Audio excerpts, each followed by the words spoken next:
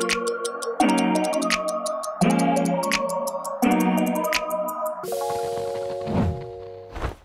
je m'appelle Zoé et Suzy.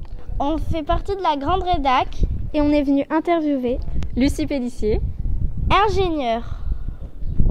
Pouvez-vous vous présenter en une seule phrase? Bonjour, je m'appelle Lucie, j'ai 24 ans et je suis ingénieure.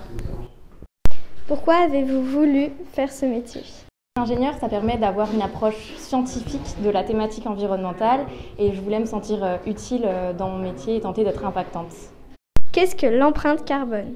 Le carbone, c'est la mesure des gaz à effet de serre, donc des gaz qui participent au réchauffement climatique, comme par exemple le CO2, mais aussi le méthane.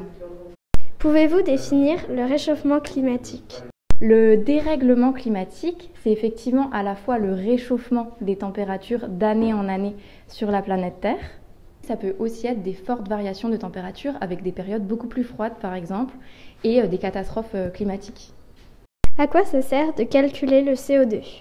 Le calcul de CO2, en fait, c'est ce qu'on appelle le calcul d'empreinte carbone et on prend effectivement en compte le CO2 mais également d'autres gaz. Le calcul d'empreinte carbone, ça permet de mesurer ces émissions afin de savoir ce qui est le plus impactant dans notre vie. Est-ce que le plus impactant, c'est quand je me déplace ou est-ce que c'est quand je mange et quelle action je peux mettre en place pour réduire ces émissions? En quoi est lié l'empreinte carbone, l'effet de serre et le réchauffement climatique? Les gaz à effet de serre participent au dérèglement climatique. Donc pour réduire ces gaz à effet de serre et donc notre impact sur la planète, on calcule l'empreinte carbone. Et donc, quel est le rôle de l'humain dans ce système? Il y a déjà eu des changements climatiques au cours de l'histoire. On peut par exemple penser à la dernière ère glaciaire qui date d'il y a 20 000 ans.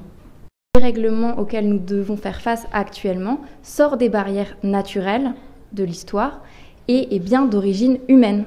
C'est pour ça qu'il faut que nous réduisions nos émissions de gaz à effet de serre. Comment réduire son empreinte carbone? Pour réduire son empreinte carbone, on peut déjà commencer par éviter de prendre la voiture en utilisant son vélo par exemple, éviter de prendre l'avion et partir en vacances en train quand c'est possible.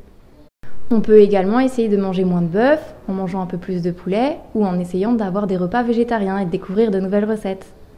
Merci d'avoir regardé cette vidéo et à bientôt.